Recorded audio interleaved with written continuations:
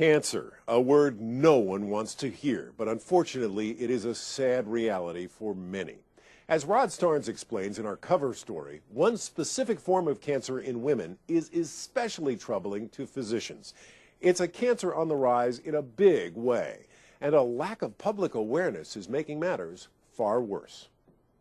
A routine trip to the doctor to check out a sinus infection. That's all Nancy Thomas had planned. But one simple question posed by an insightful nurse changed Nancy's life forever. The nurse came in and she said, "Well, have you had any shortness of breath?" And I said, "Well, actually last night, I did." And so she decided from that I needed a chest x-ray before he even saw me. It was that awareness that led Nancy's doctor to catch an abnormality on the x-ray, a small 2.5 centimeter nodule. Was adenocarcinoma. I was horrified. Being a critical care nurse, I see a lot of patients with lung cancer, and most of them, by the time I see them, are not doing very well. I really, spent those few days in between waiting, thinking, okay, this is it. I'm probably gonna die. Nancy became one of nearly 100,000 women diagnosed each year in this country with lung cancer, a number physicians say is alarmingly high. Lung cancer has become an epidemic in women, and it can seriously be termed as an epidemic because since the 1960s, the incidence of lung cancer in women has increased by over 300%. The obvious culprit for that increase is cigarette smoking. Not only are more women smoking, more teenage girls are taking up the habit despite intense warnings about the dangers of smoking.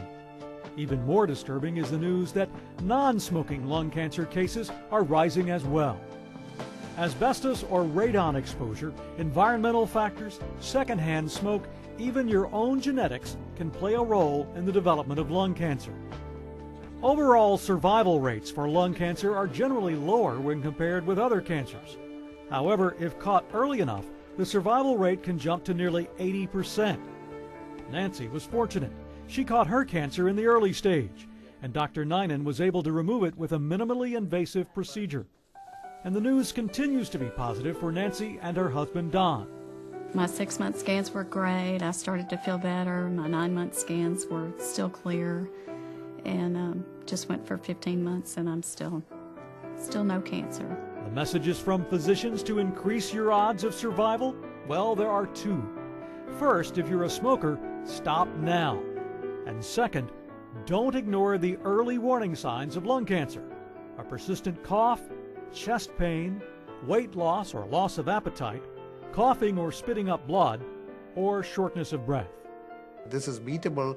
Just like breast cancer, if you really work hard with these patients, you can have great results. And that is what we can do for patients if they are discovered early. We can do minimally invasive operations, we can get them out of the hospital sooner, we can put them on experimental medications which are not chemotherapeutic medications, and then we can give them good long-term results. So far, the short-term results for Nancy are positive, but she's still looking forward to hitting the 5-year survival mark, the time after which her cancer is unlikely to return. In the meantime, she's spending her days with a much different perspective on life. I think I try and enjoy life more. I laugh as much as I can, and when I go see my grandkids, I'll get in there and play with them, act like a fool and not worry about it. And we went to visit my son in Chicago, and we were going to go to the Sears Tower, which is way up there, and I'm really afraid of heights, and I thought, I'm not sure that I can do that. And I thought, you just survived lung cancer, you can do that. So it's just really changed the way I look at everything. I've gained a lot from this experience. Yeah, a whole new lease on life, and every day is a gift. Bye. Bye-bye. Have a good day. Thanks, you too. All right. For Smart Medicine, I'm Rod Starnes. Joining us now is Dr. Johnetta Blakely from the West Clinic. And Dr. Blakely, welcome to Smart Medicine. Thank you. We're glad to have you here. What are the types of lung cancer, and how are they different? Well, there are really two big groups of lung cancer. There's something called small cell lung cancer, and then there's something called non-small cell lung cancer. They're very different in terms of their aggressiveness. Small cell lung cancer tends to be very, very aggressive. And oftentimes we find that later in late stages. It's also not staged, stage 1, 2, 3, 4. It's either limited stage or extensive stage. Non-small cell lung cancer actually has several different subtypes within it, and we are now learning that some of those subtypes are more different than we thought they were. But non-small cell lung cancer is all treated essentially the same at this point, but we are learning that and there's a subtype called adenocarcinoma, and then there's another subtype called squamous cell, and then large cell. But adeno and squamous have been the two most common, and we're learning that those two are actually very different, and we're starting to be able to tease those out a little bit and even target treatments for those particular subtypes.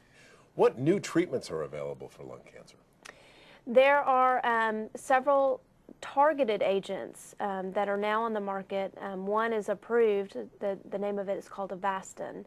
And targeted therapy is sort of the new wave of the future in terms of cancer in general, specifically with lung cancer as well, because they're actually targeted to the cancer cell itself. It's targeted either to a growth receptor or to a receptor that's trying to get blood vessels to come and help it grow more, and really kind of leaves the rest of our cells alone. That, coupled with chemotherapy, seems to be better than just chemotherapy by itself. Well, thank you so much, Dr. Johnetta Blakely, for being with us. Thank you. To learn more about this topic, head on over to WKNO.org and click on the Smart Medicine icon, or check out smartmedicine.tv.